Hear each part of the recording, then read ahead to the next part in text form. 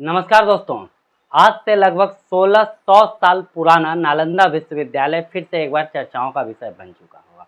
आपको पता है 19 जून को श्री नरेंद्र मोदी राजगीर में स्थित नालंदा विश्वविद्यालय के एक नए कैंपस का उद्घाटन किए।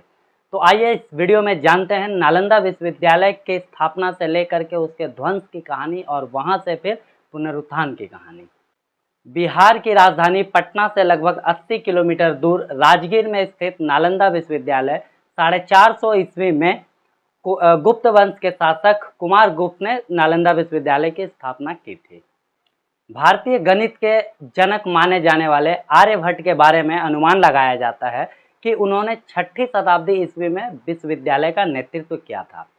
आर्यभट्ट ने ही दुनिया को शून्य से परिचित कराया और शून्य को अंक के रूप में मान्यता दी, जो एक क्रांतिकारी अवधारणा थी। आप सोच सकते हैं अगर हमारे पास शून्य नहीं होता तो आज हमारे पास कंप्यूटर नहीं होता, क्योंकि आपको पता है कंप्यूटर बाइनरी सिस्टम पे काम करता है जिसका अंक 0 और 1 है। आर्यभट्ट की खोज ने ही दक्षिण भारत और पूरे अरब प्रायद्वीप में गणित और खगोल विज्ञान के विकास को बदल दिया। बौद्ध शिक्षाओं और दर्शन को पूरे एशिया में फैलाने में भी नालंदा विश्वविद्यालय की अहम भूमिका रही। वैसे तो नालंदा विश्वविद्यालय बहुत सारे गणितज्ञ खगोल शास्त्री हमें दिए, लेकिन उनके बारे में बाद में जानते हैं। अभी हम समझते हैं कि नालंदा विश्वविद्यालय एक लाल ईंटों का खंडहर कैसे बन गया। तो दोस्तों हम आपको बताना चाहते हैं 1190 के दशक में तुर्क अफगान सैन्य जनरल बख्तियार खिलजी के नेतृत्व में आक्रमणकारियों की एक लुटेरी टुकड़ी ने विश्वविद्यालय को नष्ट कर दिया। इतिहासकार बताते हैं कि एक समय बख्तियार खिलजी बहुत बीमार पड़ गया। उनके हकीमों ने बख्तियार का बहुत उपचार किया, लेकिन कोई फायदा नहीं हुआ।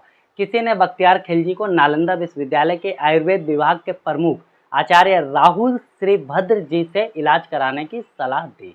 इसके बाद आचार्य राहुल श्रीभद्र जी को बुलाया गया तो बख्तियार खिलजी ने उनके सामने एक अजीब शर्त रख दी। वह उनके द्वारा दी जाने वाली किसी आयुर्वेदिक दवाई को नहीं खाएगा, ऐसा बख्तियार खिलजी ने कहा। आचार्य ने भी खिलजी की शर्त मान ली और उसे भी एक शर्त मानने को कहा। उन्होंने बोला कि आपको ठीक है दवाई नहीं खाना, लेकिन आप कुरान पढ़ेंगे, यानी कि आपको कुरान पढ़ना होगा। कुरान पढ़ने की सलाह दी गई। बताया जाता है कि कुरान पढ़ने के बाद वो पूरी तरीके से ठीक हो गया।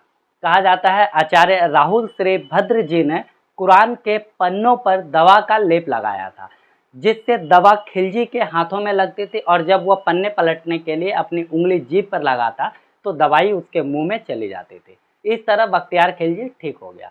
जब बख्तियार खिलजी को इसका पता चला तो उसे बड़ा आश्चर्य हुआ कि भारतीय विद्वान उनके हकीमों से भी ज़्यादा ज्ञानी हैं। कहा जाता है कि खिलजी को लगने लगा कि नालंदा से मिल रही शिक्षाएं इस्लाम से प्रतिस्पर्धा कर रही हैं, इसलिए उसने नालंदा विश्वविद्यालय परिसर में आग लगा दी। ऐसा भी माना जाता है कि नालंदा के समय बौद्ध धर्म और उसकी शिक्षाएं तेजी से फैल रही थी। ऐसे में बौद्ध धर्म को समाप्त करने के लिए उसने नालंदा विश्वविद्यालय में आग लगाई। नालंदा के अवशेष अब यूनेस्को की विश्व धरोहर स्थली में शामिल है। हर साल बड़ी संख्या में लोग इस ऐतिहासिक ज्ञान के केंद्र के अवशेषों को बस देखने आते हैं, यानी वो एक टूरिस्ट प्लेस बनकर रह गया। नालंदा विश्वविद्यालय का परिसर इतना विशाल था और यहाँ इतनी किताबें थी कि हमलावरों द्वारा लगाई गई आग लगभग 3 महीने तक जलती रही और इस आग ने न सिर्फ शिक्षा के केंद्र को जलाया बल्कि सदियों के ज्ञान और विरासत को भी तबाह करके रख दिया। पूरी दुनिया में शिक्षा का प्रमुख केंद्र रहा नालंदा विश्वविद्यालय करीब 800 सालों के बाद फिर से जीवंत हो उठा है। 17 देशों के सहयोग से भारत सरकार ने राजगीर के पास नालंदा विश्वविद्यालय का नया कैंपस बनाया। तो आइए नालंदा विश्वविद्यालय के पुनरुत्थान की कहानी को हम शुरू से जानते हैं। पूर्व राष्ट्रपति डॉक्टर APJ अब्दुल कलाम जब 2006 में अपने बिहार दौरे पर आए थे, तब उन्होंने अंतर्राष्ट्रीय पर्यटन स्थल राजगीर भी आए थे। उसी दौरान उन्होंने मुख्यमंत्री नीतीश कुमार को प्राचीन नालंदा विश्वविद्यालय को पुनर्जीवित करने की सलाह दी थी। इसके बाद मुख्यमंत्री ने उनकी सलाह पर तत्काल विधानमंडल के संयुक्त अधिवेशन को संबोधित करते हुए इसे पुनर्जीवित करने की घोषणा की थी।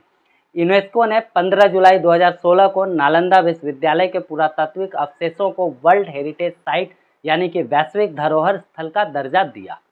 दरअसल सन 2007 में हुए पूर्वी एशियाई शिखर सम्मेलन के दौरान प्राचीन नालंदा विश्वविद्यालय को पुनर्जीवित करने का चर्चा उठी थी। इसके बाद भारत के तत्कालीन यूपीए सरकार ने 2010 में नालंदा विश्वविद्यालय अधिनियम पारित कराया और 2014 में केंद्र में एनडीए सरकार बनने के बाद तत्कालीन विदेश मंत्री सुषमा स्वराज ने 2014 को नालंदा यूनिवर्सिटी के नए कैंपस की नींव रखी और उसके लगभग 9 साल के बाद प्रधानमंत्री नरेंद्र मोदी ने बुधवार 19 जून 2024 को इस कैंपस का लोकार्पण किया। इस कैंपस के लोकार्पण के समय विदेश मंत्री एस जयशंकर, बिहार के राज्यपाल राजेंद्र विश्वनाथ आर्लेकर, मुख्यमंत्री नीतीश कुमार और 17 देशों के राजदूत समेत अन्य कई मेहमान मौजूद थे। तो आइए जानते हैं नालंदा विश्वविद्यालय का नया कैंपस किन किन मायनों में खास है। करीबन 455 एकड़ में फैले नए कैंपस में 1750 करोड़ रुपए की लागत से नए भवनों और अन्य सुविधाओं का निर्माण किया गया। अभी इस कैंपस का काम चल रहा है। नालंदा यूनिवर्सिटी के कैंपस में कुल 24 इमारतें हैं। प्राकृतिक की गोद में बसा नालंदा विश्वविद्यालय के नए कैंपस का नज़ारा बहुत ही मनमोहक है।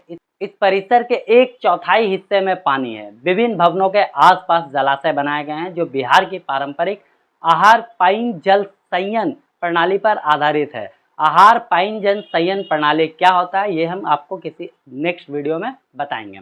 यानी कि इस कैंपस में आधुनिकता के साथ साथ परंपरा का भी संगम देखने को मिलता है। यह परिसर एक नेट जीरो ग्रीन कैंपस है। नालंदा विश्वविद्यालय का जो पुनरुत्थान हुआ है, यह शिक्षा विभाग में एक अपने आप में बहुत बड़ा कदम है। आने वाले समय में देखते हैं कि ये पहले की तरह फिर से पूरे विश्व के छात्रों को यहाँ इकट्ठा करता है या नहीं, कि पुराने नालंदा विश्वविद्यालय के तरफ फिर से पूरे विश्व में नया कैंपस यानी कि नया नालंदा विश्वविद्यालय अपना परचम फहराता है या नहीं। मिलते हैं दोस्तों फिर से किसी नेक्स्ट वीडियो में, तब तक के लिए जय हिंद।